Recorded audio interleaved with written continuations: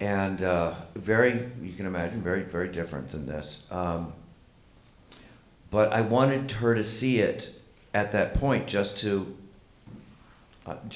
if she wanted to say, "You're crazy, I can't stand this, stop work immediately," I wanted to hear. I wanted to know if I was sort of in the right direction. And it was, needless to say, probably the most stressful screening I've ever had.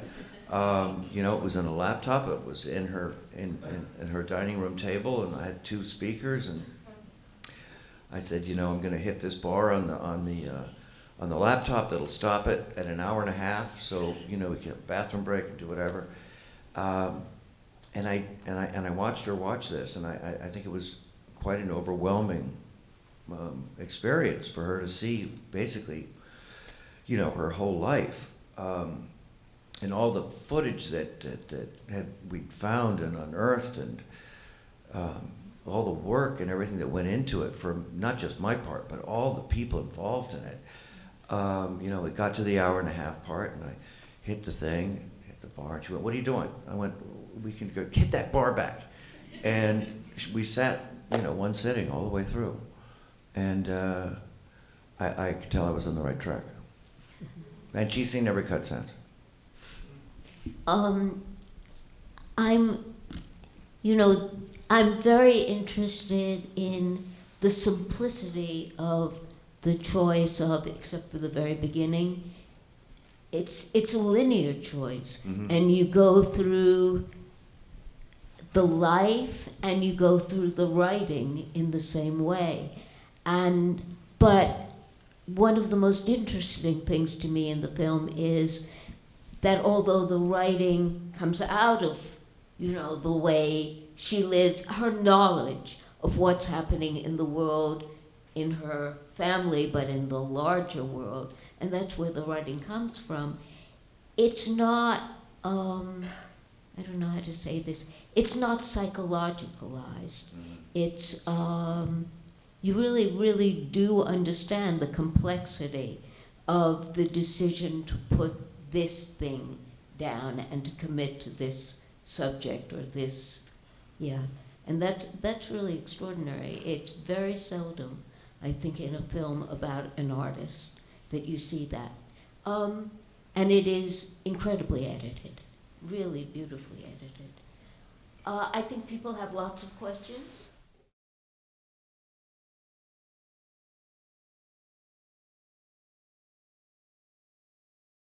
Yes, you know, there was so much of her work that we referenced that because of editing and time and everything, we didn't get to have in.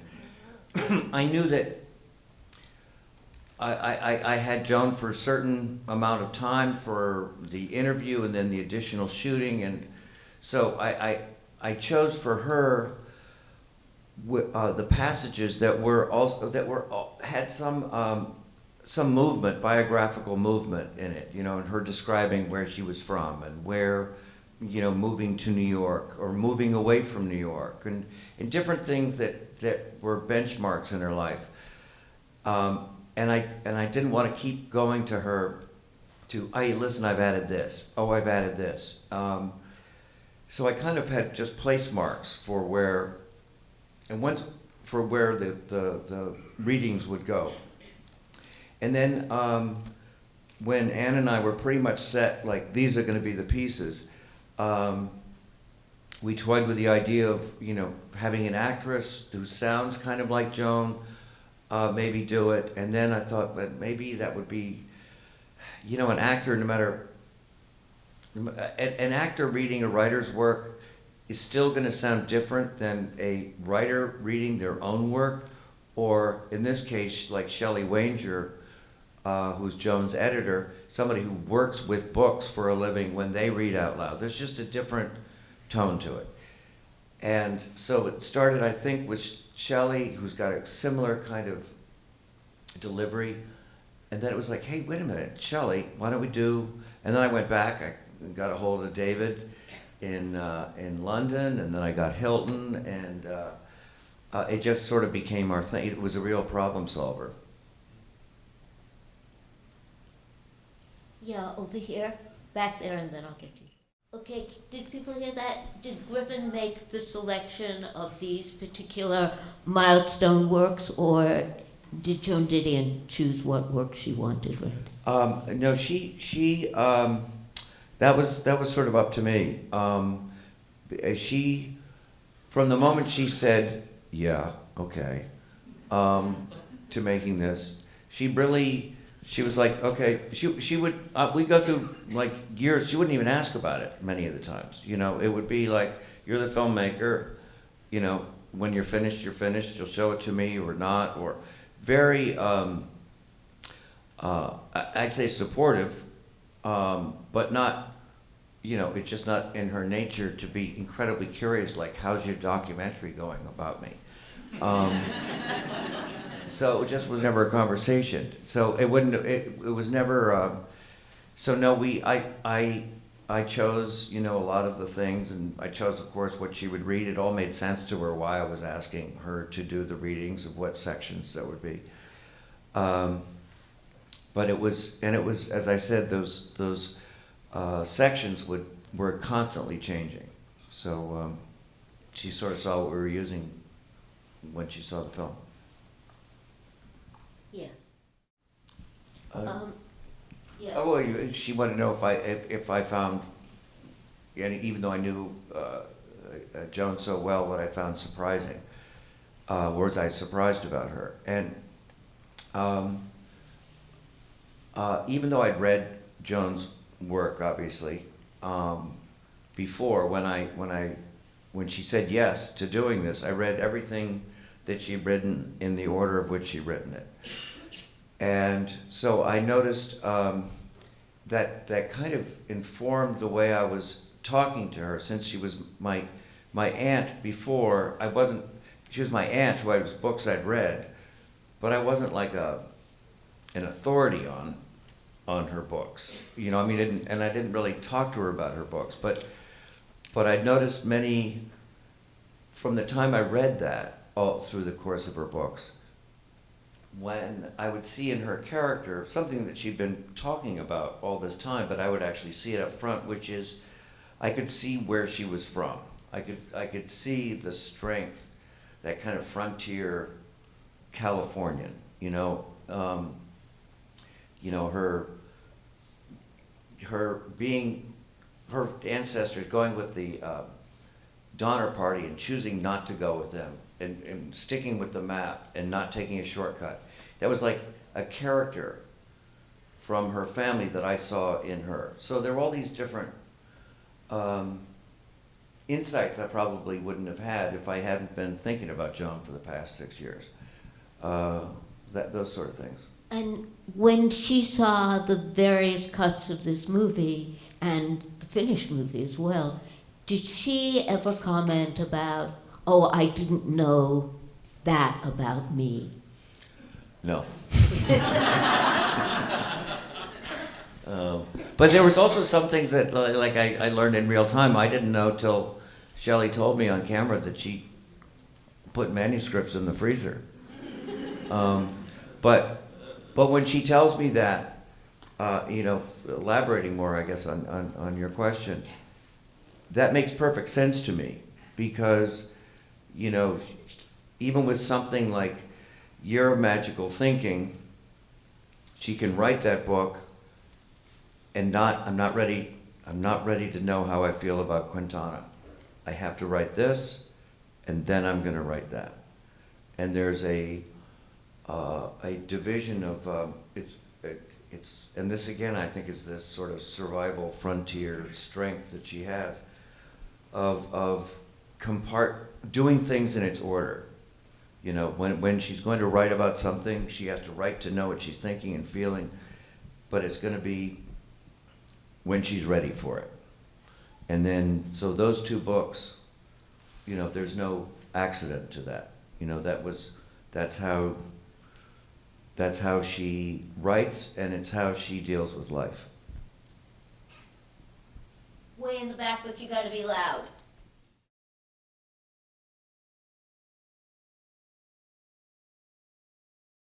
I asked over and over, and no, she there really wasn't anything. There really, you know, I kind of think, and God knows, whatever she said, I would have done it. So it wasn't like, you know,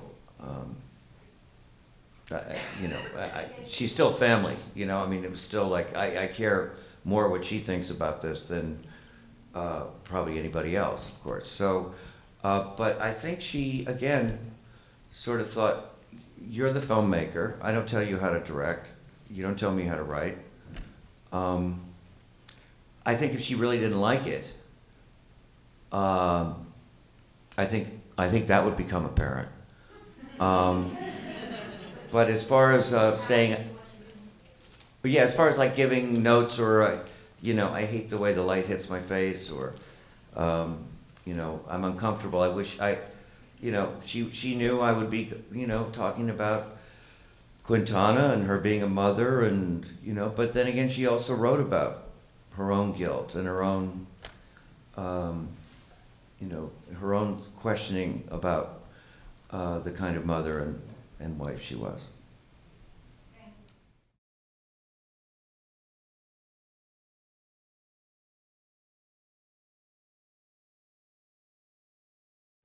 That's exactly right.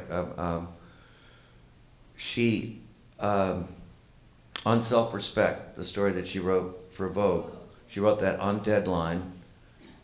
I think she had like one night to write that, to make the issue, the deadline of the issue. What, I mean, that is a treatise for how to live your life and how to accept choices you make in your life, and accept the mistakes you make, and it is so profoundly wise. And she must have been 22 years old or something. Oh, it's in Slouching Towards Bethlehem. It's one of the essays. And what strikes me about that is it's a 22-year-old kid who basically she hasn't changed one iota from that. And that's that Californian thing I was talking about. I mean, that's I think comes out of her background and ancestry. Everything else, of course, she's done that, but she really hasn't changed that much from the kid who wrote the article. Her core character seems to just be there from the... Exactly right.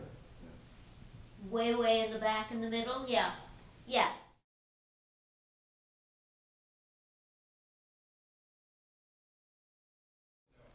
Well, if you I for some reason I actually see it in the early interviews. I just see smaller versions of it. I think when you I think it's a process of aging we all have to look forward to. Sometimes sometimes small characteristics become a little bigger as we get older, you know. And but I mean, even since I was a kid, I don't know, she's always had a little bit of a hand ballet going on. It's just gotten bigger.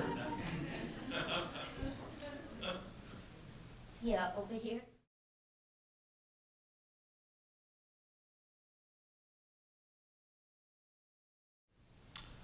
Uh, yeah, there were. Let me just think of that. But there were there were things that were there were in there was one, since this is Jack, who's a great friend of my father's, and so you're reminding me of one in particular.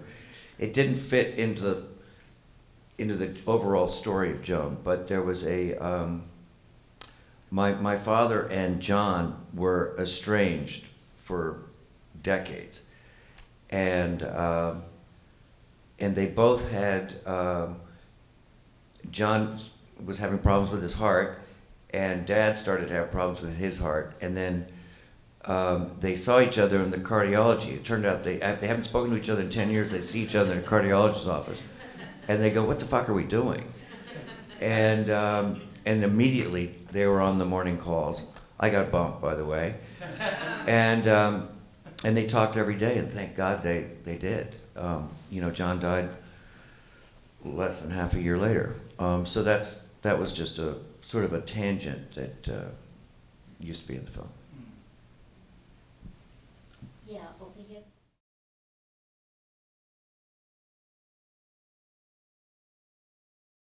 Yeah,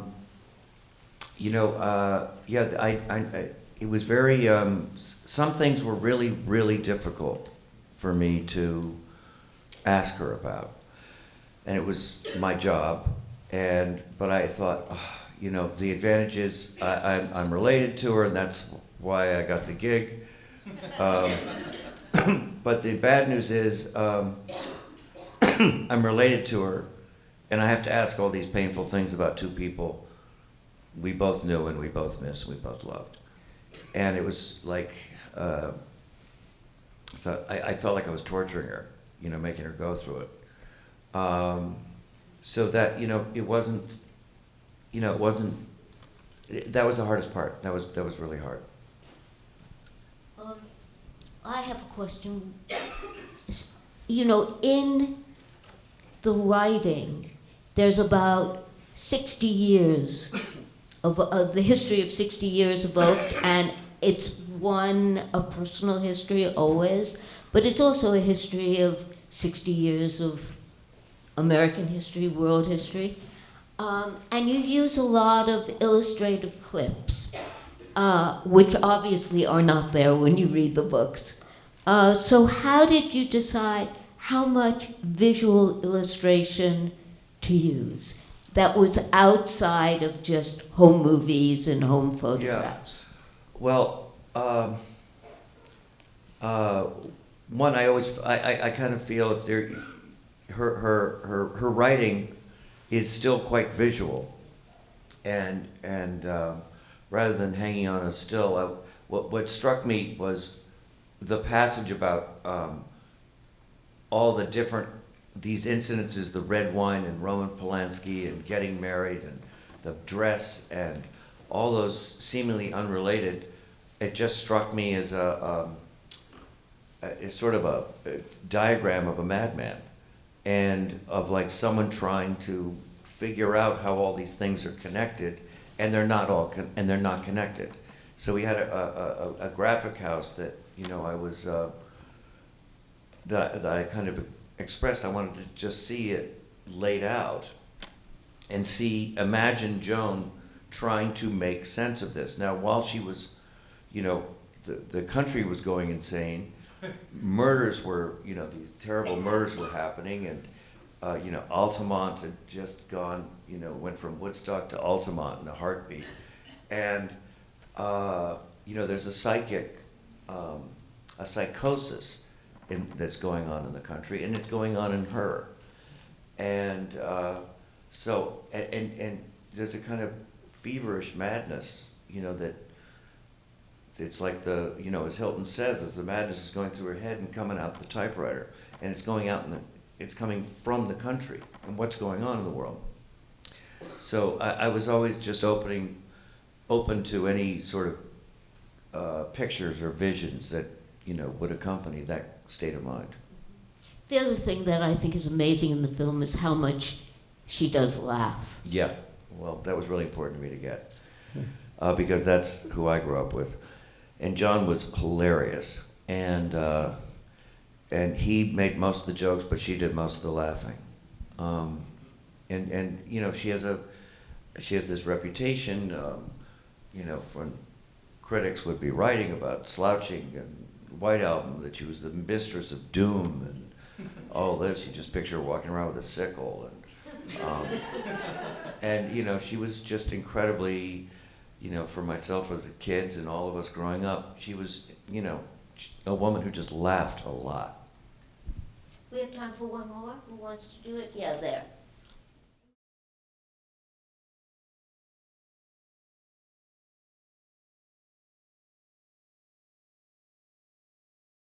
Yeah, I kind of feel, I don't remember whatever decision making happened, why that is in or isn't in it, but you make choices, and the choice I made was, there's